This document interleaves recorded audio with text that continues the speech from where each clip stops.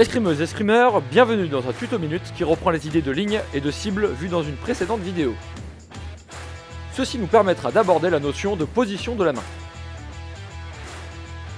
Avant de commencer, il faut être bien au clair sur une notion fondamentale, la pronosupination. Alors, la pronosupination, qu'est-ce que c'est? Il s'agit ni plus ni moins que de la rotation de la main par rapport à l'avant-bras. Afin de bien visualiser la chose, nous vous proposons de comparer la main à une horloge dont le pouce est l'aiguille. Si le pouce est vers le haut, donc à midi, nous sommes en position neutre. Si on tourne la paume de la main vers le sol, le pouce se retrouve entre midi et 9h. C'est la pronation. Maintenant, si on tourne la paume de la main vers le haut, le pouce se retrouve entre midi et 3h. C'est la supination. Évidemment, si on est gaucher, le cadran est inversé, mais le principe, lui, reste exactement le même. Maintenant, replaçons cette notion de pronosupination dans le contexte des armes d'estoc. Si j'ai la pointe en haut, à l'extérieur, la main en supination, je suis en sixte. Je garde la même position de pointe, en passant en pronation. Je suis en tierce. Maintenant, je fais une translation vers l'intérieur en gardant la pointe haute et en me replaçant en supination. Je suis en quarte. Je maintiens la même position, mais en passant en pronation. Ma carte se transforme en quinte. Maintenant, allons faire un petit tour vers les lignes basses. Si j'ai la pointe basse à l'extérieur avec la main en supination, je suis en octave. Je garde la même position, mais maintenant je passe ma main en pronation. Je suis en seconde. Toujours la pointe basse, mais ce coup-ci à l'intérieur.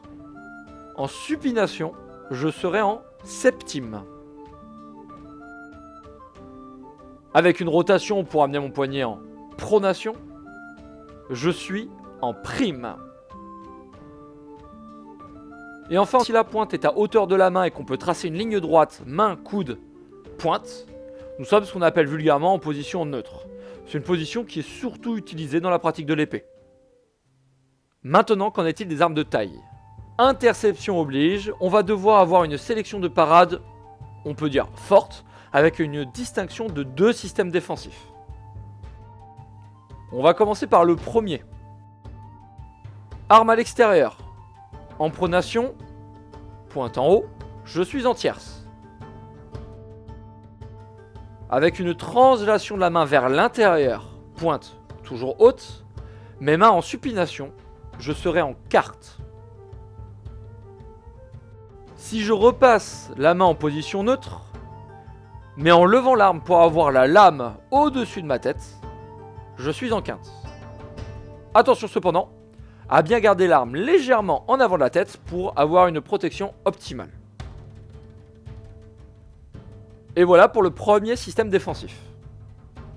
Maintenant, si on parle du deuxième.